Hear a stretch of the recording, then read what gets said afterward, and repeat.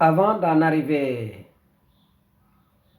à la conclusion annoncée, je reviens pour vous donner des détails et des précisions par rapport à ce que nous avons avancé auparavant. Je vous confirme d'abord que l'information selon laquelle les Puritains éditaient déjà dans une dizaine de langues vernaculaires en 1850, eh bien, ceci se trouve bel et bien dans le journal Horizon africain au numéro 27 de septembre 1949 à la page 13. Quant au pèlerinage de Popenguine délocalisé, j'ai retrouvé également dans mes sources et dans ma documentation la date exacte et les motifs de ce déplacement. Ceci s'est passé en 1951, le 14 mai de cette année-là. Voici ce que nous dit le chroniqueur d'Horizon africain. Popenguine étant inaccessible par le mauvais état des routes, le pèlerinage marial national a lieu à Morolan. Ce fut grandiose. La grande statue mariale de Popenguine y est amenée pour la circonstance. Voilà donc pour ce qui concerne la délocalisation du pèlerinage de Popenguine au Morolan. Pour ceux qui ne le sauraient pas, effectivement, il y a un sanctuaire marial au Morolan et sur lequel nous avons également beaucoup d'informations grâce à Dieu. Ce peut être intéressant pour les uns et les autres, pour parmi vous,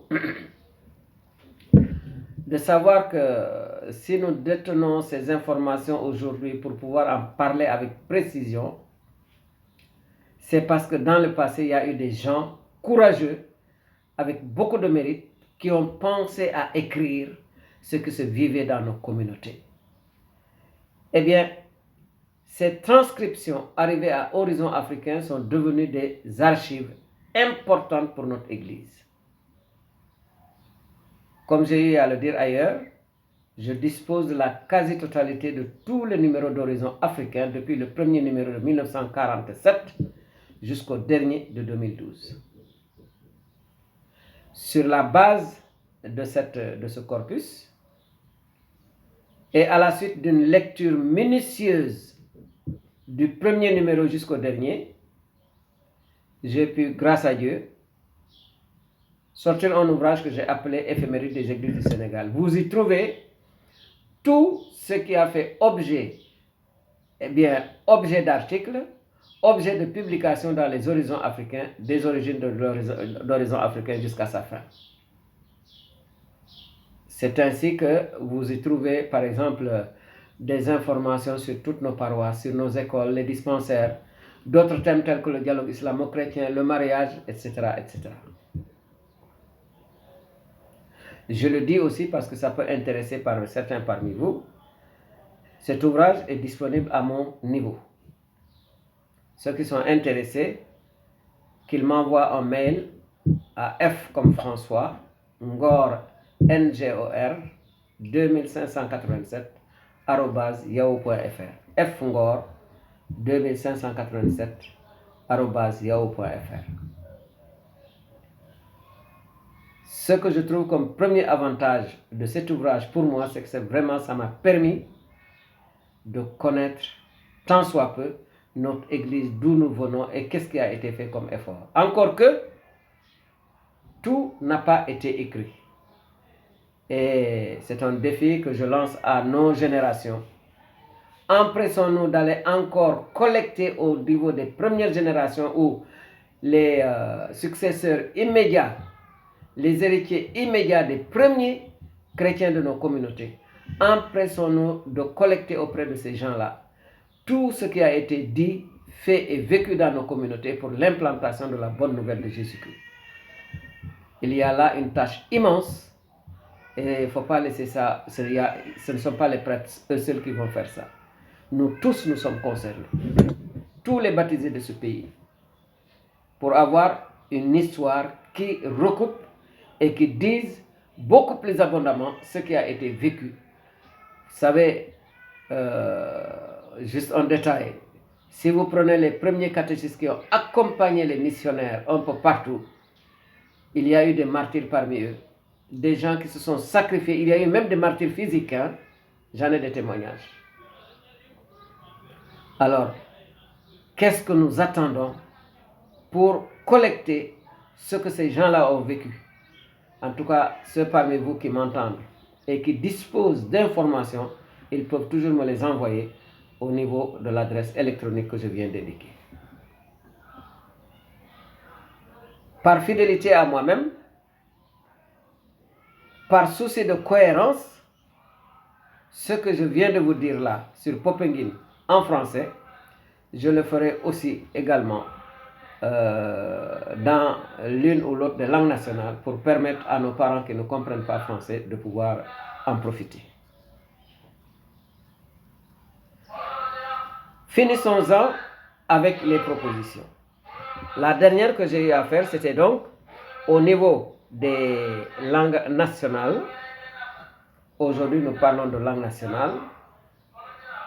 Et je réitère ici ce que j'ai eu à faire dans le passé, des suggestions pour une meilleure utilisation de nos langues nationales en liturgie eucharistique. Il y a du pain sur la planche. Il y a du pain sur la planche. Et tant que ce travail n'aura pas été fait, encore une fois, notre inculturation risque d'être du folklore ou quelque chose à la surface. Demandez aujourd'hui à beaucoup de chrétiens comment on traduirait le terme consubstantiel au Père dans la nouvelle formulation française du credo, le symbole de Nicée-Constantinople.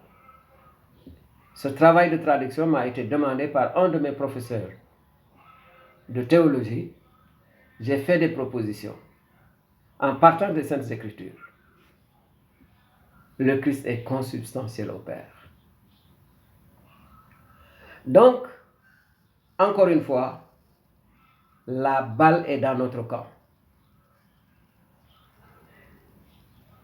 C'est le lieu de remercier pour ce qui nous concerne. C'est le lieu pour nous de remercier qui donc? Tous ceux qui font de leur mieux pour un bon déroulement justement de cet événement qu'est le pèlerinage de Popenguine. Oui. Merci à ces braves artisans. Dieu seul sait les conditions dans lesquelles ils travaillent. Merci à tous les agents de communication, les groupes de médias qui vont couvrir Popenguine et permettre au monde entier de voir ce qui s'y passe. Oui, ceux qui font de leur mieux pour un bon déroulement de cet événement majeur de la communauté chrétienne. Je pense aux autorités de l'Église locale, aux services d'encadrement des jeunes, aux services de l'État, qu'ils soient remerciés. Des autorités plus compétentes que moi sauront le faire en lieu étant idoine. Et là, c'est un simple fidèle, un citoyen, que je me permets de dire merci à tous. Que ce retour sur l'histoire du pèlerinage de Popenguine, ses objectifs, fassent que nous vivions mieux ce pèlerinage pour la gloire de Dieu, l'honneur de Marie et pour notre bonheur. Je l'ai dit et il faut peut-être le préciser. Les catholiques n'adorent pas la Vierge Marie, ils l'honorent. Dieu a été le premier à honorer Marie. Et Marie, grâce à Dieu, s'est montrée digne et à la hauteur de la confiance qui lui a été faite par Dieu. Ce n'est donc justice que nous disions merci à Marie et que nous l'honorions. Je suis prêt à dire qu'en allant à Popenguine, je l'ai déjà dit, je le répète, c'est Dieu que nous honorons et que nous remercions pour ce qu'il a fait pour l'humanité en passant par Marie. Et en Wolof, je suis disposé à dire Popenguine dañuy màggal Mariama gannaaw ba ko sunu borom màggale moom ci boppam. Le Fils, celui que tu porteras, est le fruit de l'Esprit Saint. Eh oui, vous comprenez maintenant que le Je vous salue Marie, la prière du Je vous salue Marie soit une prière éminemment biblique, contrairement à ce que pensent certains. Je vous salue Marie, pleine de grâce. Le Seigneur est avec toi. Tu es bénie entre toutes les femmes, et Jésus, le fruit de vos entrailles, est béni. Sainte Marie, Mère de Dieu, priez pour nous pauvres pécheurs, maintenant et à l'heure de notre mort. Amen. Assalamu alaikum ya Mariam. Eh oui, c'est comme ça que commence cette prière de Je vous salue Marie en arabe. Que le Seigneur nous bénisse et nous garde dans la paix, pour sa gloire et pour notre bonheur, au nom du Père et du Fils et du Saint-Esprit. Amen.